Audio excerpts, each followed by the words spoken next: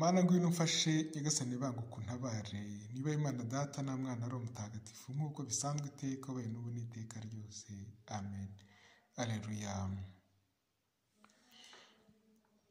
Murashishoze igishimisha Imana nyagasani,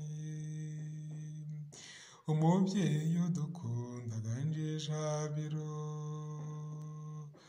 ibikorwa yiremeye bimukomere mu mashyi, n'umusumba byose akwiriye kuratwa.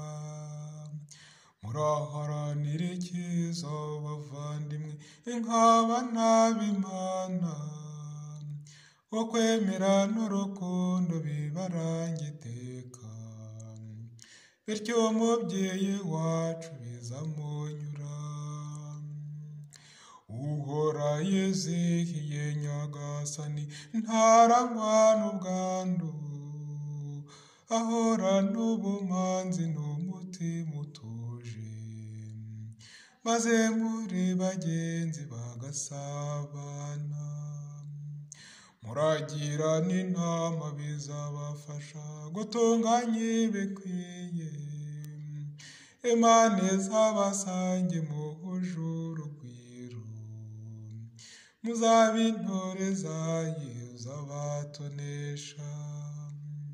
Muragenze nk'abana b'urumuri, mubere urugero abandi, muzakere gutsinda mwambariye gusenga, muzatorwe mukunzwe mwitwa abaziranenge, muzahore mwitwa inyangamugayo mwezegamire byiza, muzataramira Imana mwicaye paradizo, aho imungu itazigera kuzonona.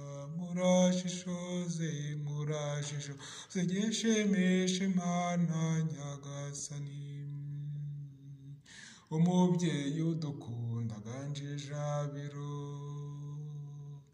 ibikorwa yiremeye bimukomere mu mashyi, n'umusumba byose akwiriye kuratwa. Zaburi ya 118 agace ka 3. Fungura amaso yanjye maze abone ibyiza byawe n'ubengerane bw'itegeko ryawe. Ugirire ubuntu umugaragu wawe nzabeho, maze nzakurikize ijambo ryawe. Mpumura amaso maze nzirebere ibyiza by'amategeko yawe. Ndi umushyitsi ku isi, ntumpishe imigambi yawe. Umutima wanjye wazonzwe no guhora nifuza kumenya amateka uciye. Ukangara ibivume by'abirasi bagendera kure y'amategeko yawe. Urandinde igitutsi n'agasuzuguro, kuko nakurikije ibyemezo byawe. Nawe ibikomangoma byakorana bikamvuga nabi, umugaragu wawe ahora azirikana ugushaka kwawe. Ibyemezo byawe bintera guhimbarwa, imigambi yawe niyo mfatiraho inama. Niba Imana Data na Mwana ari umutagatifu nk'uko bisanzwe iteka wabaye n'ubu n'iteka ryose. Amen. Fungura amaso yanjye maze abone ibyiza byawe n'ubengerane bw'itegeko ryawe. Zaburi ya 24. Isengesho ry'icyizere igihe cyose bibaye ngombwa. Nkakumenya inzira zawe nyagasani, nyobora mu kuri kwawe. Uhoraho ni wo mutima wanjye urangamiye, niwe niringiye Mana yanjye. Ndakwiragije sinzakorwe n'ikimwaro, n'abanzi banjye ntibazanyishimeho. Ntihakagire n'umwe mu bakwiringira ukorwa n'ikimwaro, ahubwo baguhemukaho nta mpamvu bazaba bakorwa n'isoni. Uhoraho menyesha inzira zawe, untoze kugenda mu tuyira twawe. Nyobora mu kuri kwawe kandi ujye umbwiriza, kuko ari wowe Mana nkesha umukiro wose. Iminsi yose ni wowe niringira. Uhoraho, ibuka ineza n'urukundo wagaragaje kuva kera na kare. Ntiwite ku byaha n'amafuti nakoze nkiri muto, ahubwo unyiteho ukurikije impuhwe zawe. Ugirire ubuntu bwawe Uhoraho. Uhoraho agwa neza kandi n'indakemwa, nicyo gituma abanyabyaha abagarura mu nzira nziza, abiyoroshya baganisha ku butungane, abacisha make akabatoza kunyura mu nzira ye. Amayira yose y'Uhoraho ni urukundo n'ubudahemuka, akabigirira abakomera ku isezerano rye no ku mategeko ye. girira izina ryawe uhoraho, maze umbabarire ibicumuro byanjye kuko bikabije.